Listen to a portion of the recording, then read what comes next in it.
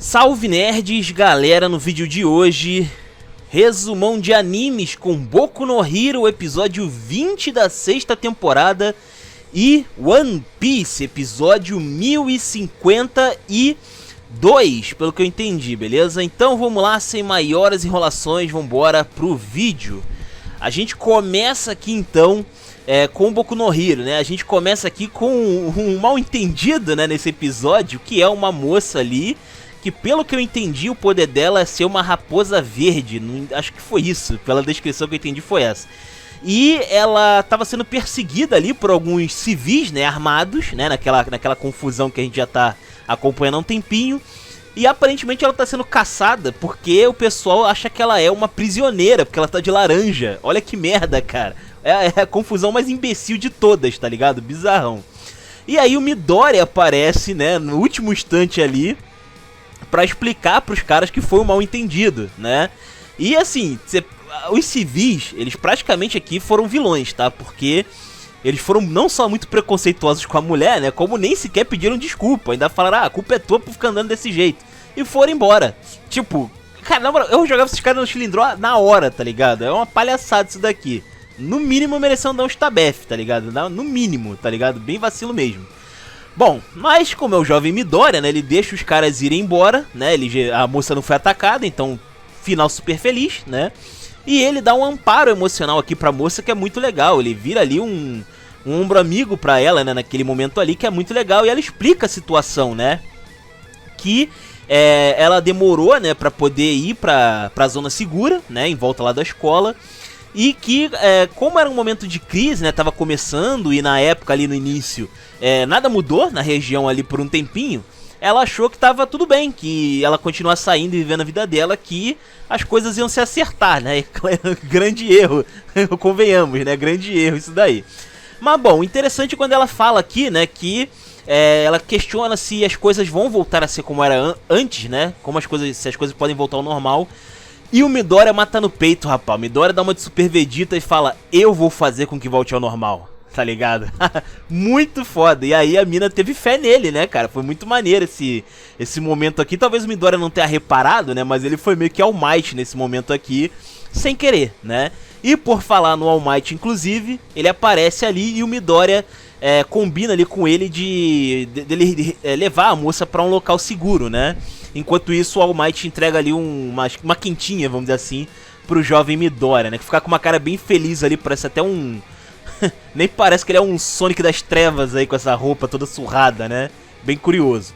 Bom, aí depois de deixar ali o All Might e a Civil, ele fica ali comendo a quentinha dele, né? Enquanto a gente vê o Lariat na cabeça dele, olhando pelos olhos do Midoriya como é que tá a situação da cidade, né? E ele diz que lembra de quando os vilões dominavam, né, e tal, não tinha muito essa história de heróis e tal, e que tá parecendo muito essa época, assim, né, pro Lariat esse momento aí, achei bem interessante esse paralelo dele.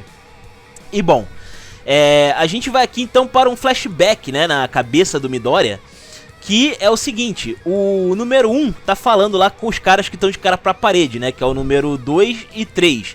Naquele momento que ele tinha falado que precisava daqueles dois ali, né, que estavam de costas o tempo todo na reunião, eles não falam nada, né, eles não acabam não dizendo nada, não demonstram nenhum tipo de amparo ou empatia com a causa do Midoriya. E o Lariat tenta incentivar ali o garoto, dar uma certa distraída no Midoriya, né, dizendo que é pra ele, por enquanto, se concentrar nos poderes do número 4 e do En, né, porque ali são os poderes que ele tá usando mais recentemente, né, que é meio que o sentido aranha e a fumaceira lá que ele consegue fazer, né. E aí a gente tem uma conversa aqui do número 1 com o 2 e 3 em particular, né, enquanto o Lariat distrai a galera. E ele comenta aqui, né, eles começam a discutir aqui sobre o seguinte, o número 1 ele fala que que na época, né, que eles se conheceram, ou seja, esses três aí se conheceram na mesma época, aqueles dois ali ajudaram ele, né? Ajudaram o número 1 a escapar do All for One. Mas agora essa galera não tá querendo estender a mão, né? E quando questiona eles sobre isso, um deles acaba comentando que, tipo assim, eles já tentaram parar o All for One várias vezes. E o cara tá aí até hoje, né? Então, tipo assim, por que seria diferente agora? Por que a gente deveria depositar as nossas esperanças nesse moleque aí do nada, né? Pois é. E aí, tipo assim, eles têm um certo álibi, né? Tem uma certa razão aí por trás do questionamento deles, né? Porque ele não é de agora que eles tentam parar o All for One e nada acontece feijoada. Mas aí o número 1 ele dá ali também uma revirada aqui na cena muito legal, né? Que ele questiona eles dois sobre o porquê que eles ajudaram ele quando eles se conheceram, né? Porque ele tava em cativeiro, ele tava sob o domínio do All for One. Houve um grande derramamento de sangue pra fazer aquela investida da primeira vez. E eles acabaram soltando o irmão do All for One por aí, né? Eles depositaram confiança no cara, né? Então, assim, ele acredita que a mesma fé que eles tiveram naquele momento, eles têm que ter agora no Midoriya, né? Seria mais ou menos essa a ideia. E aí a gente tem uma cena muito legal, né? Que é todas as consciências ali atrás do Midoriya, reunidos, muito maneiro, orientando, incentivando ele a seguir em frente enquanto ele come ele quentinha, muito legal. Depois a gente tem aqui uma cena diferente, né? Corta aqui para o Endeavor, que tá ali escapando das balas ali de uma galera, né? De uns meliantes que estão com as armas de suporte da Det Nerat, né? E aqui a gente pode apostar em dois caminhos, né? Ou os meliantes já tinham conseguido o armamento antes dessa confusão toda rolar, ou ainda eles atacaram civis que estavam armados e pegaram a arma deles, né? Que é uma coisa que acontece. Se você é um civil que anda armado, você dá sujeito a entregar a sua arma e aumentar a periculosidade do meliante que te aborda, né? Tem esse detalhe também. E pode ser que tenha acontecido esse caminho, ou eles podem já ter adquirido antes, né? Separado aí com a Det Nerat. Independente da situação, eles acabam sendo ali então derrotados com o Endeavor, com uma ajudinha ali do Beast Genius no carro, né? E aí a gente tem aqui dois momentos legais, que é... Primeiro o meliante no chão, que quando é derrotado pelo Endeavor, né, ele comenta ali com o Endeavor: pô, Endeavor, você ajudou a gente a chegar até aqui, pô, não faz isso não, na moral, deixa a gente continuar sendo bandidão aqui, né? Os caras acham que ainda quer pedir alguma coisa em troca, né, ainda quer dialogar. Os caras têm a cara de pau assim, Master Blaster, né? Não sabia que cara de pau era um Quirk. Enfim... e além disso, a própria população demonstra que o Endeavor, meio que pra população, é como se ele tivesse compactuado com tudo isso, né? Eles acabam ali criticando o Endeavor, dizendo que as ações dele, a falha dele, né, em prender o Shigaraki levou a isso tudo, culpam ele ali pelo Dabi, né, pela situação toda e tal. E o Endeavor e o Beast Genesis e o Hawks tem que ir embora ali, temendo o pior, né? Antes que a confusão se intensifique, né? E aí, quando eles estão indo embora, acontece um negócio muito interessante. Eles começam a conversar sobre o All for One, né? Primeiro que eles decidem se afastar do Midoriya, mais ainda, eles, tipo assim, eles estão numa região próxima, mas não exatamente no local do Midoriya, que é pra não... até pra eles não serem vistos juntos, né? Pra não levantar suspeitas e tal. Mas também tem a questão aí de que o Midoriya ele pode acabar encontrando o All for One, né? A qualquer momento eles vão estar muito longe, né? Então eles têm que estar numa distância ideal, por assim dizer, do Midoriya, né? Mas do jeito que tá a situação aí, o ódio público com eles tá meio complicadinho, né? E também eles comentam sobre o All for One, que é o porquê que ele precisa especificamente do Shigaraki, né? Pra conseguir atingir o Midoriya e etc. Tem uma parte da conversa muito legal, que é sobre a questão de por que o ódio do Shigaraki é muito importante para o All for One. Porque na teoria, como o All for One é um cara do mal, é um cara maluco das ideias já, ele já teria ódio mais do que suficiente para superar a consciência coletiva que tá dentro do Midoriya, né? Ele já teria força mental suficiente para fazer isso. Ele é muito experiente, tem muitos anos de vida e tal. Mas o que deve estar acontecendo é que ele tem que usar o ódio do Shigaraki para dominar essas consciências do One for All, porque o All for One, ele pode simplesmente não ter nenhuma emoção, saca? Eles até comentam aqui, né, do fato de que ele tava sorrindo, né, enquanto tava preso e tal, debochando da situação toda. Ele não tá nem aí pra situação dele, tá ligado?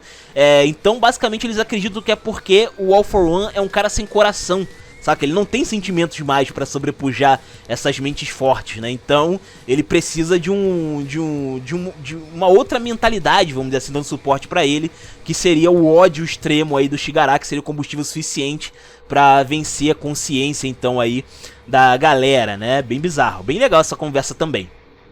E aí, esse negócio de se afastar do Midoriya veio numa péssima hora, né? Porque tava todo mundo monitorando ali o Midoriya e tal, e de repente, né, uma bala meio lilás e azul passa pelo comunicador / celular ali do Midoriya e quebra o aparelho. imediatamente quebra o aparelho. E aí o Midoriya tem o seu sinal ali perdido, né? Todo mundo ali fica preocupado. Caraca, o moleque sumiu do mapa, já era, né? Deu ruim. Pois é. E aí o Midoriya logo constata que quem atirou no comunicador dele tava atrás dele. Não foi um encontro por acidente, né? Não é ele que tá caçando alguém, era alguém que tava caçando ele esse tempo todo. Pois é.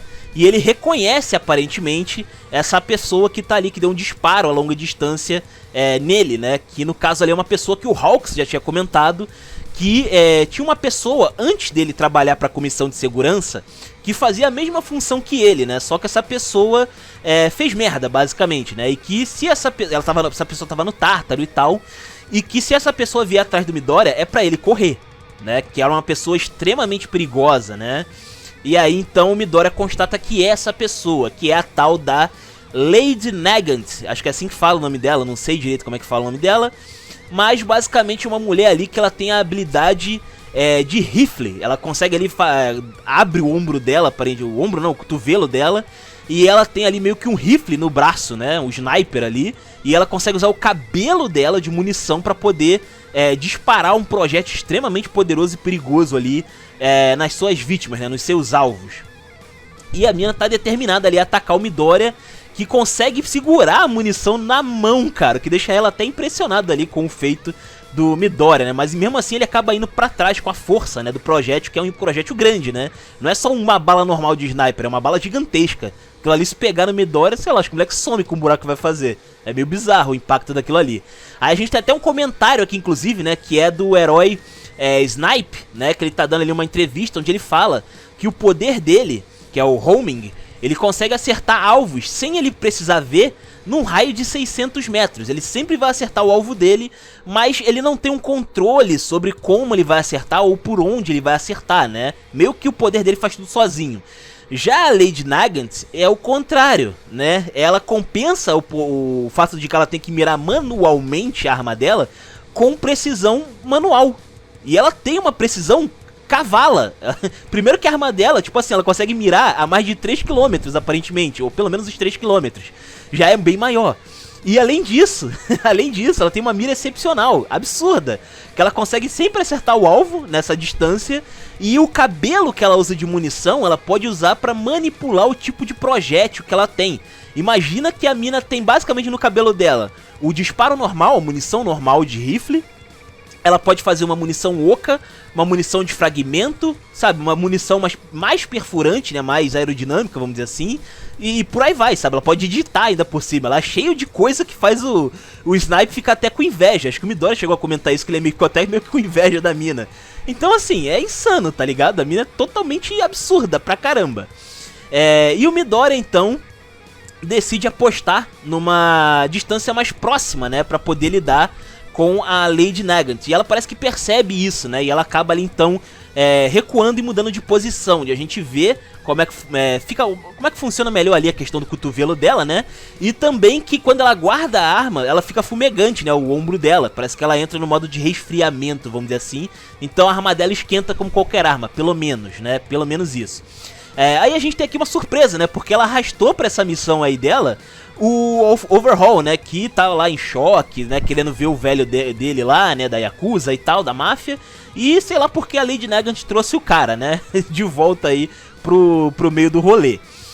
E aí ela até se pergunta, né, também, porque que ela carregou ele, né, esse peso morto aí, quase morto, né, nessa situação toda. E a gente vai aqui para um flashback, onde a gente tem aqui o All for One na época, né, em que tava rolando a fuga do Tártaro, e ele aborda a Lady Nagant, e ele pede pra ela ir atrás do Midoriya, ele meio que contrata ela, né, por assim dizer, pra ela ir atrás do jovem Midoriya. Inclusive ele já sabia naquela época que ele podia acabar abandonando a escola por causa desse negócio aí dele, né, então ele já tava contando com os ovos dentro da galinha.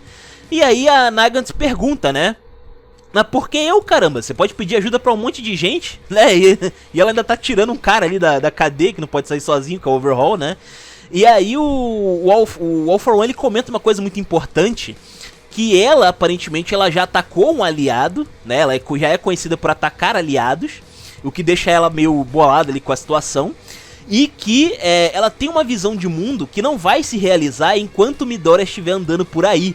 Ou seja, ela tem uma visão distorcida de mundo, né? Também envolvendo heróis que ela não acredita, né? Nos heróis, assim, da época dela e tal. Tipo um Stain, só que em vez de ser um espadachim maluco, é uma sniper maluca. É mais ou menos essa pegada, né? E aí, então, ele faz ali um acordo com ela, onde ele faz uma espécie de pagamento adiantado, um depósito, se quiser chamar assim, né? Que é assim que ele chama, inclusive. Que ele dá pra ela um poder extra, além do rifle dela, ela consegue também agora caminhar no ar, então ela pode se reposicionar, né, na empreitada que ela vai fazer aí de encarar o Midoriya. E ela demonstra no final determinação de que ela vai cumprir a missão dela. Cara, ela tem uma história muito interessante aí, eu quero saber qual é do flashback aí do passado dela, por que ela se bandiou pro lado aí dos vilões, né, já que ela trabalhava pra comissão de segurança e tal. Achei bem interessante essa história aí. E a gente deve ver isso daí com o passar dos episódios, beleza? Que tá acabando, né? Deve ter menos de 10 episódios aí pra acabar. Mas enfim. E agora falando de One Piece, episódio 1052, um episódio aí onde nós tivemos inclusive uma extensão, por assim dizer, em algumas cenas aqui. Eu não lembro agora de cabeça, mas conforme eu vou falando aqui a gente vai relembrando, vamos dizer assim, né? Porque faz um tempão já que já passou essa parte do mangá. Mas bom... a gente começa aqui então com o Momonosuke e Yamato, né? Onde Yamato tá guiando, motivando aí o Momonosuke a conseguir fazer com que o Onigashima continue no ar, né? No resultado final aí da viagem pra capital das flores, né? Mas depois de muita ladainha, o que realmente chama atenção é que tem várias pedras caindo de Onigashima. E Yamato fala que isso não é normal, a frequência com que essas pedras estão caindo não é muito comum. E tem uma mensagem por trás disso, significa que o Kaido está cansando, né? E a gente até vê aqui o rosto do Kaido de um jeito meio arfando, né, e tal, meio exaurido. E isso, cara, é muito emblemático pra mim, porque isso mostra o quão absurdo é o Kaido frente a outros personagens da obra. Porque você para pra pensar, cara, desde quando o Kaido tá levando Onigashima e se dirigindo pra capital das flores? Já faz um tempo. Faz vários episódios, já rolou muita coisa. Kaido já caiu no chão, Kaido já se levantou, Kaido já derrotou o Luffy umas 2 vezes. 2 ou 3 vezes, sei lá. Então assim, o cara tá tipo fazendo um monte de coisa absurda no topo de Onigashima. E ainda assim, ele tá sustentando uma ilha inteira com os poderes dele. Cara, é um negócio assim, totalmente fora da curva, tá ligado? De One Piece, é um negócio totalmente acima de qualquer outro personagem aí que tenha aparecido na obra até este momento, né? No anime. E aí, então, né, a gente também tem aqui um comentário, né, de Yamato, que é sobre que essas pedras caindo vão ser um problema, porque essas pedras podem acabar acertando algumas pessoas na capital das flores, né? Então eles têm que dar um jeito de segurar essas pedras aí, porque o poder do Kaido tá falhando, né? Então eles têm que dar um jeito ali de segurar essas pedras pra impedir que muitas pessoas acabem morrendo sem querer na capital das flores, mesmo que eles consigam parar em cima de Onigashima aí mesmo que eles consigam parar em cima da capital das flores a própria Onigashima, né? E aí então, né, o Momonosuke tenta dar uma cabeçada contra a ilha, né, pra tentar parar ela, mas Yamato adverte que não tem jeito, não é na força bruta que ele vai conseguir parar, né? Ele precisa usar as nuvens, né? E o Momonosuke não acredita que ele consegue usar os poderes igual ao Kaido, ou sequer que ele tenha o poder no mesmo estilo do Kaido, né? O que é até interessante, mas Yamato comenta aqui que ele já consegue fazer as nuvens. A gente já viu desde o episódio passado, né, que ele consegue aí fazer nuvens. Na verdade nem no episódio passado, há mais de uns 2 ou 3 episódios aí que ele já tá fazendo essas nuvenzinhas aí. Então a gente sabe que ele consegue, né? Então é pra ele ir lá e fazer. E mesmo ele dando a ideia aqui, né, de que, pô, não é melhor a gente parar o Luffy, né, deixa o Luffy e pediu que o Luffy lute com o Kaido, né, e Yamato desencoraja, falando, ô, tá maluco, cara? Porra, o cara tá carregando aqui a gente, né, lutando contra a maior ameaça, que é o Kaido. A gente não pode parar aquela luta, né, a gente tem que de uma forma velada, de uma forma secreta aqui, impedir que o Onigashima caia na capital das flores. Esse é o plano, né, agir de maneira nas sombras, vamos dizer assim, né. Fora que tem armamentos também Onigashima, que Yamato comenta aqui, né? E essa cena é muito interessante, que comenta ali sobre explosivos, né? Tem armamento, tem bombas ali dentro. E que se Onigashima cair, né? Tem até um desenho que aparece ali, vai ser um caos, né? Vai se causar uma grande destruição. Se eu não me engano, no mangá, essa cena aí tem um desenho de uma explosão que parece uma bomba atômica, né? Parece uma coisa meio atômica ali na cena, mas aqui acho que eles deram uma censurada, eu acho, tá? Enfim. E aí a gente tem aqui um paralelo também, né, com a capital das flores, né, que tá tudo em festa e tal. Depois a gente vai aqui para a luta, né, do Zoro e King, Sanji e Queen, né, onde a gente vê aqui o Zoro lutando contra o King, né, já tá rolando ali uns ataques flamejantes por parte do King, né, e o Zoro não tá conseguindo avançar com seus ataques ali e realmente fazer um grande corte, né, efetivo no astro principal. Enquanto isso, o Queen, ele tá lutando ali com o Sanji, né? E ele consegue acertar alguns golpes, cara, no Sanji, que eu achei bem interessante, né? Que ele dá ali umas porradas que conseguem derrubar ali, acho que foram 2 porradas, se eu não me engano, que ele acertou no Sanji. E o Sanji caiu no chão, mas ele ficou pensando ali, pô, deve ter quebrado uma costela depois dessa, né? Mas aí ele fica procurando depois o machucado ali, porque ele parece que ele tá bem, ele não encontra, assim, nenhum ferimento grave no corpo dele, embora ele tenha se sentido mal ali, logo depois da porrada, né? Já no caso do Zoro, ele tenta usar ali 2 golpes, né? Que era o... como é que fala? O canhão de 1080 libras, se eu não me engano, e depois o de 360 libras, eu acho que é assim.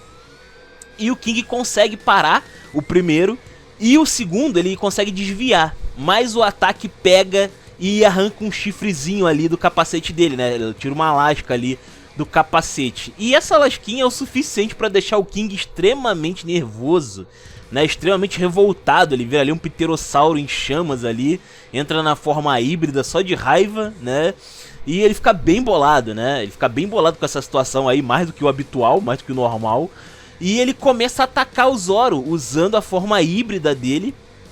Só que, cara, é bizarro que ele não usa mais espadas nessa forma híbrida. As lâminas são as asas dele. E ele é muito forte, cara. São cortes absurdos que ele ataca em sequência várias vezes. É extremamente roubado esse negócio aqui. O Zoro tem muita dificuldade de bloquear os ataques. E ainda tem um outro perigo, que o ataque não pega só no Zoro, né? Ele ataca pra praticamente vários lados ali. O ataque vai se espalhando pela região e vai acertando os samurais, vai acertando a galera, os minions do Kaido também. Tem até um momento engraçado aqui que pega na bunda do Queen, né? Que fica revoltado depois com essa situação aí. É bem engraçado. E aí o Zoro consegue parar ali um dos ataques, mas o King acaba mandando um outro ataque por cima, que arremessa o Zoro, né? O Zoro sai ali, sai voando, vai parar lá onde tá o Frank, né? Que o Frank tá perto da entrada do palco principal. E do nada o Zoro cai no colo dele. Caraca, do nada, né? Mostrando quão sinistro foi esse ataque aí. Foi bem louco, né? Bem legal. Um comentário interessante é sobre algum minion aqui do Kaido, que são 2 minions, né, que estão conversando, dizendo que o King fica muito bolado quando alguém danifica a máscara dele, né? Ou seja, não é a primeira vez. E também comenta que ninguém nunca viu o rosto do King, ninguém sabe como é o King, né? Quem é ele por debaixo daquela vestimenta que ele usa, né? Isso é algo bastante interessante. E também ficou aí o Sanji, né, vendo a destruição toda sendo feita aí, né? E o King também, né? Ele até pede ali pro Sanji focar nele, né, especificamente. E aí eles começam ali uma nova trocação, onde o Sanji consegue ali bloquear alguns ataques do Queen, mas ele acaba tomando ali um porradão, né, e sai voando, e a galera fica preocupada ali com ele e tal. Mas, de novo, acontece que ele fica ali procurando ferimentos no corpo dele graves, né? E não encontra nada, né? De novo, aí ele não parece estar quebrado oficialmente, né? Bem curioso. E aí a gente tem aqui uma conversa interessante do Queen, né? Que ele fica pedindo para que o Sanji use o traje da Germa, ative o traje da Germa para lutar contra ele, né? Porque ele ficou com inveja, vamos dizer assim, de ver que o Sanji lutou contra o King usando o traje da Germa, né? Ele precisava voar, né? Ficar no ar e tal. E ele lutou com o King usando o traje. Mas agora ele tá lutando normal com o Queen, né? Então ele tá se sentindo meio menosprezado, por assim dizer, né? Bem interessante. E antes de voltar à ativa, né? O Sanji ali começa a sentir uma certa dor estranha ali no corpo dele, que não é exatamente relacionado com o ataque do Queen, né? Então tem alguma coisa errada no corpo do Sanji, ele tá passando por alguma coisa ali esquisita, né? E mesmo assim ele se recusa a utilizar o traje, né? Mesmo o Queen ali implorando praticamente, né? Implorando em tom de deboche, obviamente, né?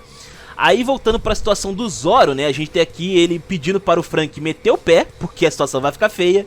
E o Frank obedece, né? Vou meter o pé, deixa o cara aí, né? O cara que manja das espadas aí, ele que resolva, né? Enfim. E aí a gente tem aqui o último confronto entre o Zoro e o King nesse episódio, onde a gente vê aqui o ataque do King, né? Que é o Arco Imperial Escarlate, que também pode ser do fogo, se eu não me engano. E o Zoro rebate ali com a Ultra Caçada do Tigre, né? Só que no confronto, os golpes meio que passam uns pelos outros, né? Onde o King perde mais um pedaço do seu capacete e o Zoro ele é arremessado, mas não é arremessado pra longe, ele é arremessado pra fora de Onigashima. O cara voa literalmente aqui nesse momento do ataque. E o King surpreende, porque ele não sofreu nenhum dano grave, né? Não parou com o ataque do Zoro. E ele vem voando por trás ali do avanço ali do Zoro. E acaba então mandando mais um golpe que joga o Zoro ainda mais longe. E o Zoro quase cai pra fora de Onigashima, né? Ele tem que mandar ali um outro golpe, que é a Lança do Guaxinim Celestial, né? Que ele meio que repele o ar ali. E ele se atira de volta pra Onigashima, né, cara? Num ataque meio doido ali. O cara foi por muito pouco. Ele fica até bolado, né? Porque o King tá tentando matar ele sem usar espadas, né? E aí ele fica bolado. Pô, cara, tu vai me matar? Me mata pelo menos com um golpe de espada, né? Tem a honra, pelo menos, né? E o King rebate, né? Falando aí que é pro Zoro fazer a mesma coisa. E a gente vê ali que o capacete dele tá danificado, expondo ali um pouco a pele e o cabelo dele, né? E ele tem uma aparência diferenciada, né? Tem cabelos brancos ali, é um cara mais morenão e tal. Bem diferente aí o estilo dele, né? E como será que ele é totalmente aí por fora do capacete dele, né? A gente deve ver mais pra frente. E é isso, espero que vocês tenham gostado, comentem aí, os comentários são de vocês, se inscrevam, compartilhem, Taverna do Bacon, link na descrição, vou ficando por aqui, valeu nerds, fui!